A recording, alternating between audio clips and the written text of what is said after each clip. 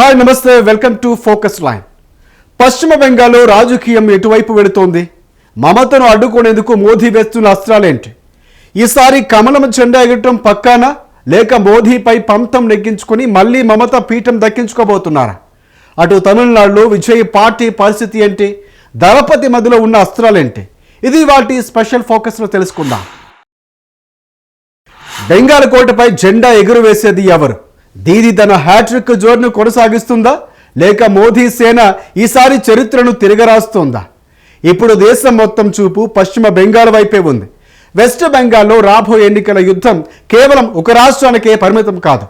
ఇది జాతీయ రాజకీయాల గమనాన్ని మార్చే మహాసంగ్రామం అనేలా ఉంది. అసలు బెంగాల్లో ఏం జరుగుతోంది? మోదీ మమతల మధ్య పోరులో పైచే ఎవరిది?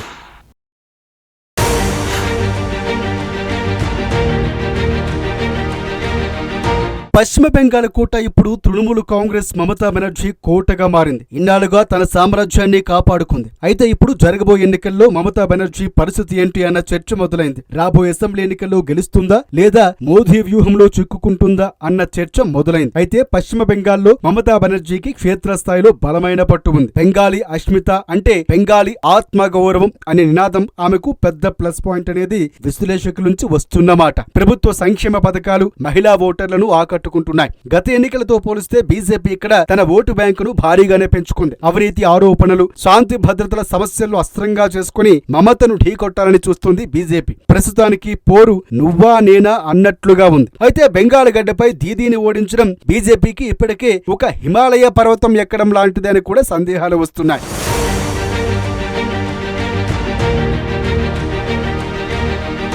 వెస్ట్ బెంగాల్లో దీదీ గెలిస్తే జాతీయ స్థాయిలో బీజేపీకి వ్యతిరేకంగా పోరాడే నాయకురాలిగా ఆమె ఇమేజ్ ఆకాశాన్ని తాకుతుంది. ఒకవేళ బీజేపీ గెలిస్తే అటు ఈశాన్య రాష్ట్రాల్లోనూ ఇటు దక్షిణాదిలోనూ పార్టీకి తిరుగులేని బలం వస్తుంది. కాబట్టి బెంగాల్ గెలుపు ఢిల్లీ పీఠం ఎవరిదన్నదానికి ఒక దిక్సూచిగా మారే అవకాశం ఉన్నట్లుగా రాజకీయవేత్తలు చెబుతున్నమాట. నరేంద్ర మోదీకి ఒక చరిష్మా, అమిత్ షా ఎన్నికల వ్యూహాలు ఏ రాష్ట్రంలోనైనా పాగా వేయగలవు. కానీ బెంగాల్ విషయంలో లోకల్ వర్సెస్ గ్లోబల్ ఫైట్ నడుస్తోంది. మోదీకి దేశవ్యాప్తంగా ఉన్న క్రేజు బెంగాల్లో మమతా బెనర్జీ అనే లోకల్ బ్రాండ్ని ఢీకొట్టడం బీజేపీకి సవాలుగా మారింది అనటంలో ఎలాంటి సందేహమూ లేదు. మోదీ అటాక్ చేస్తే మమత బెంగాల్ బిడ్డ అంటూ సెంటిమెంట్ తో కౌంటర్ ఇస్తున్నారు ఆ పార్టీ నేతలు.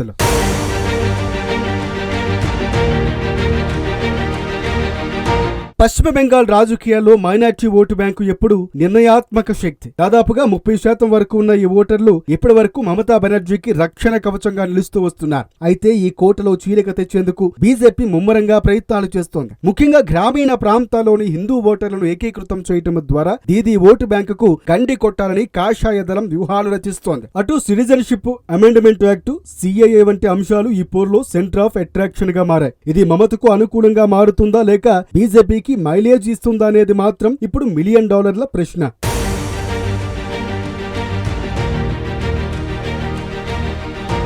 ఏ రాజకీయ పార్టీ గెలవాలన్నా యువత మద్దతు కీలకం. బెంగాల్లో పరిశ్రమల స్థాపన, ఉద్యోగ అవకాశాల విషయంలో దీదీ సర్కార్ విమర్శలు ఎదుర్కొంటోంది. దీన్నే బీజేపీ ప్రధాన అస్త్రంగా మార్చుకుంది. సోరాన్ బంగ్లా, బంగారు బెంగాల్ నిర్మిస్తామంటూ బీజేపీ ఇస్తున్న హామీలు యువతను ఆలోచనలో పడేస్తున్నాయన్న అభిప్రాయాలు కూడా అక్కడ వ్యక్తమవుతున్నాయి. కానీ కేంద్ర ప్రభుత్వం తీసుకుంటున్న కొన్ని ఆర్థిక నిర్ణయాలు సామాన్యులపై చూపుతున్న ప్రభావం మమతకు కలిసి వచ్చే అంశం. అభివృద్ధి మంత్రం పనిచేస్తుందా లేక సంక్షేమ పథకాలే మళ్లీ గట్టెక్కిస్తాయా అన్నది అక్కడ ఉత్కంఠ రేపుతోంది.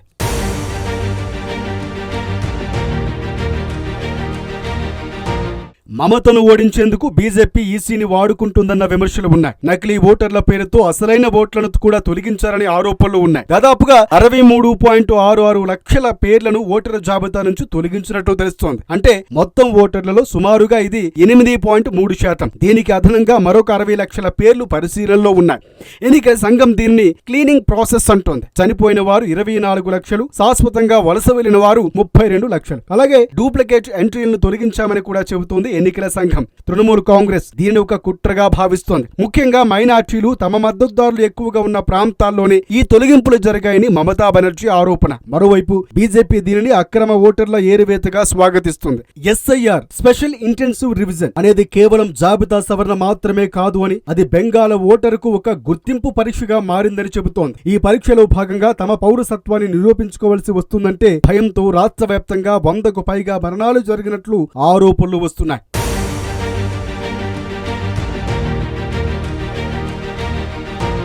ఎస్ఐఆర్ వల్ల తమ ఓట్లు పోతాయని భయపడుతున్న వారికి సిఏఏ ఒక రక్షణ కవచంలా బీజేపీ ప్రచారం చేస్తుంది. అక్రమ వలసదారులు ఏరివేత అనే నినాదం హిందూ ఓట్లను బీజేపీ వైపు తిప్పుతూ ఉంటే, ఎన్ఆర్సీ భయం మైనారిటీ ఓట్లు పూర్తిగా టీఎంసీ వైపు ఏకీకృతం చేస్తోంది. సరిహద్దు రాష్ట్రం కావడంతో బంగ్లాదేశ్ లో మారుతున్న రాజకీయాలు నేరుగా బెంగాల్ ఓటరు నాడిని ప్రభావితం చేసే అవకాశం కూడా లేకపోలేదంటున్నారు విశ్లేషకులు. బంగ్లాదేశ్ లో ఇటీవల తిరుగుబాటు, అవామీ లీగ్ పతనం, కొత్త ప్రభుత్వం రాక వంటి పరిణామాలు సరిహద్దు వెంబడి అభద్రతా భావాన్ని పెంచాయి.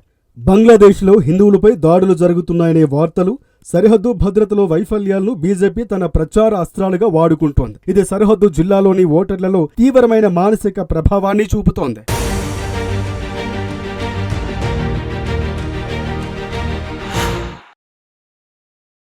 అసలు బెంగాల్లో బీజేపీ టీఎంసీ అనుసరిస్తున్న వ్యూహాలేంటి? ఇక్కడ కమ్యూనిస్టుల ప్రభావం చూపిస్తారా? మమత కేవలం ముస్లిం ఓట్ల కోసమే పనిచేస్తున్నారంటున్న బీజేపీ లైన్ వర్కౌట్ అవుతోందా? ఇంతకు బెంగాల్ రాజకీయాల్లో ఉన్న సామాజిక సమీకరణాలేంటి? ఎవరికి ఎవరు అనుకూలంగా ఉన్నారు?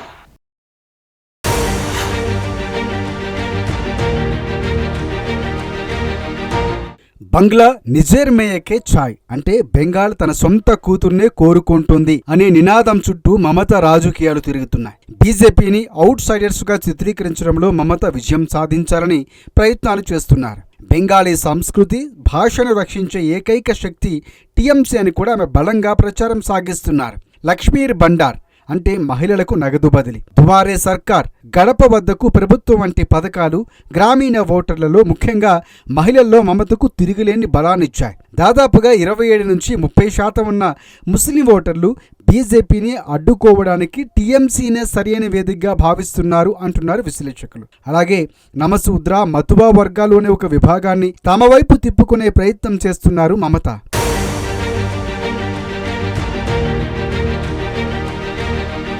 బీజేపీ గత దశాబ్ద కాలంలో బెంగాల్లో ప్రధాన ప్రతిపక్షంగా ఎదిగింది. వారి వ్యూహం 2 అంచెలుగా ఉంటుంది. ముస్లిం బుజ్జగింపు రాజకీయం అనే అంశాన్ని బీజేపీ బలంగా వాడుకుంటోంది. మమత హయాంలో హిందూ పండుగలకు ఆటంకాలు ఎదురవుతున్నాయని, అక్రమ చొరబాటుదారులు పెరిగిపోతున్నారని ప్రచారం చేయటం ద్వారా మెజార్టీ ఓట్లను ఏకీకృతం చేయాలని చూస్తోంది బీజేపీ. ఇదే నినాదంతో 2016లో 3 స్థానాలున్న బీజేపీ 2021లో 77 స్థానాలకు ఎగబాకింది. టీఎంసీ నాయకులపై ఉన్న శారద, నారద, ఇటీవల వచ్చిన ఉపాధ్యాయ నియామక కుంభకోణాలను చూపిస్తూ బెంగాల్ అభివృద్ధి చెందాలంటే డబుల్ ఇంజిన్ సర్కారు రావాలని బీజేపీ వాదిస్తోంది.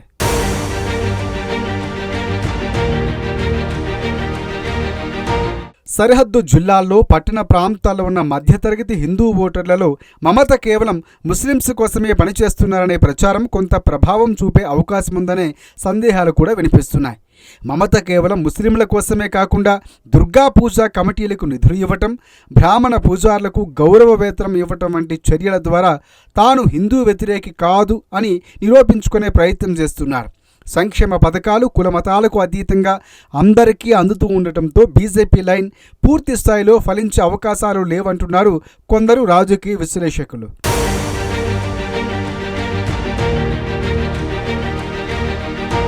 బెంగాల్ రాజకీయాల్లో గతంలో కులం కంటే భావజాలానికే లెఫ్ట్ వర్సెస్ రైట్ అనే ప్రాముఖ్యత ఉండేది. కానీ ఇప్పుడు సామాజిక వర్గాలు కీలక పాత్ర పోషిస్తున్నాయి. కోల్కతా అలాగే పరిసర ప్రాంతాల్లో ఉండే బ్రాహ్మణ, కాయస్థ వర్గాలు వీరు గతంలో లెఫ్ట్కు, ఇప్పుడు టీఎంసీ, బీజేపీకి చీలిపోయి ఉన్నాయి. మతువాలు వీరు బంగ్లాదేశ్ నుంచి వచ్చిన శరణార్థులు. సుమారుగా 40 నుంచి 50 అసెంబ్లీ స్థానాలను ప్రభావితం చేయగలరు. సిఏఏ పౌరసత్వ సవరణ చట్టం అమలు చేస్తామన్న వాగ్దానంతో వీరు ఎక్కువగా బీజేపీ వైపు మొగ్గు చూపే అవకాశం ఉందంటున్నారు రాజకీయ ప్రముఖులు. ముర్షిదాబాద్, మాల్దా, ఉత్తర దినాజ్పూర్ జిల్లాలో వీరి జనాభా ఎక్కువ. ప్రస్తుతానికి బెంగాల్లో లెఫ్ట్ ఫ్రంట్ పరిస్థితి ఉనికి కోసం పోరాటమైనట్లుగా ఉంది. గతంలో లెఫ్ట్కు ఉన్న 30 నుంచి 40% ఓటు షేర్ ఇప్పుడు 6 నుంచి 10% పడిపోయింది. ఆ ఓట్లన్నీ బీజేపీ వైపు మళ్ళాయి. ఇటీవలే మీనాక్షి ముఖర్జీ వంటి యువ నాయకులు క్షేత్రస్థాయిలో పోరాటాలు చేస్తున్నారు. ఇది పార్టీకి కొంత ఊపిరి పోస్తుందని కూడా భావిస్తున్నారు. కమ్యూనిస్టులు గెలిచే పరిస్థితి లేకపోయినా వారు చీల్చే ఓట్లు ఎవరిని దెబ్బతీస్తాయనేది ముఖ్యం. ఇక లెఫ్ట్ ఓట్లు పెరిగితే అది బీజేపీకి నష్టం, ఎందుకంటే యాంటీ టీఎంసీ ఓట్లు చీలుతాయి. ఒకవేళ లెఫ్ట్ ఓట్లు తగ్గితే అది బీజేపీకి లాభం అనే ఊహాగానాలు కూడా వినిపిస్తున్నాయి. బెంగాల్లో ప్రస్తుతం మమతా బెనర్జీ వర్సెస్ బీజేపీ అనే ద్విముఖ పోరు నడుస్తోంది. మమత తన బెంగాలీ బ్రాండ్ సంక్షేమం మీద ఆధారపడగా బీజేపీ హిందుత్వ, టీఎంసీ అవినీతి అనే ట్యాగ్ లైన్ మీద ఆధారపడుతోంది. వచ్చే ఎన్నికల్లో మతువా ఓట్లు అలాగే మహిళా ఓటర్ల తీర్పే విజేతను నిర్ణయిస్తుందని అంటున్నారు విశ్లేషకులు. పశ్చిమ బెంగాల్లో 2026 యుద్ధం కేవలం వికాసం లేదా పథకాల చుట్టూ సాగడం లేదు. ఎవరు ఈ దేశ పౌరులు అనటంతో పాటుగా బెంగాల్ అస్తిత్వాన్ని ఎవరు కాపాడుతారు అనే స్థాయికి చేరుకున్నాయి బెంగాల్ పాలిటిక్స్. మమతా బెనర్జీ బెంగాలీ సెంటిమెంటును, కేంద్రం జాతీయ భద్రత, పౌరసత్వం అనే అంశాలను బలంగా నమ్ముకున్నాయి.